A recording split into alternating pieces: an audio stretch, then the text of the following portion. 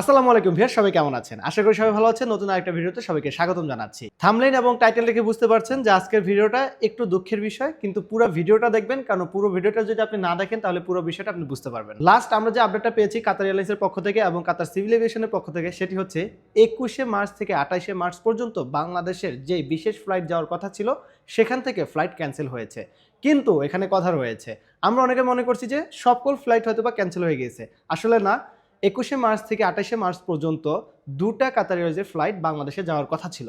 একটা ফ্লাইট সকাল 9টা 10 মিনিটে, আরেকটা ফ্লাইট সকাল 10টা 30 মিনিটে। সেখান থেকে একটা ফ্লাইটকে ক্যান্সেল করে দেওয়া হয়েছে। সকাল 9টা 10 মিনিটে যে ফ্লাইটটা কাতার থেকে বাংলাদেশে যাওয়ার কথা ছিল সেই ফ্লাইটটা ক্যান্সেল করে দেওয়া হয়েছে। সেই ফ্লাইটটা আর বাংলাদেশে এই মুহূর্তে যাচ্ছে না। দ্যাটস ওয়াই আপনাদের 10টা 30-এর ফ্লাইটে এখনও অ্যাভেলেবেল আছে।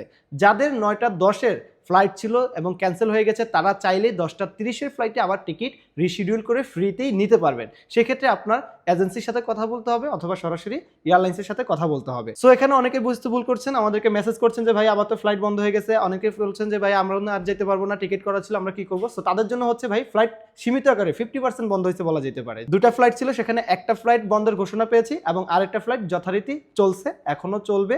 আর 28 তারিখের পরের এখনো আমরা নিউজ পাই নাই যে 28 তারিখের পরে শিডিউলগুলো রানিং থাকবে কিনা। সো আশা করি আপনারা পুরোপুরি বুঝতে পেরেছেন। এই ধরনের ভিডিও পেতে সবাই আমাদের চ্যানেলটাকে সাবস্ক্রাইব করে বেল আইকনটা বাজিয়ে দিবেন এবং পরবর্তী আপডেট পাওয়ার জন্য সবার আগে বেল আইকনটা অন করে রাখবেন। সবাই ভালো থাকবেন, সুস্থ থাকবেন। দেখা হবে নতুন আরেকটা ভিডিওতে। আল্লাহ হাফেজ।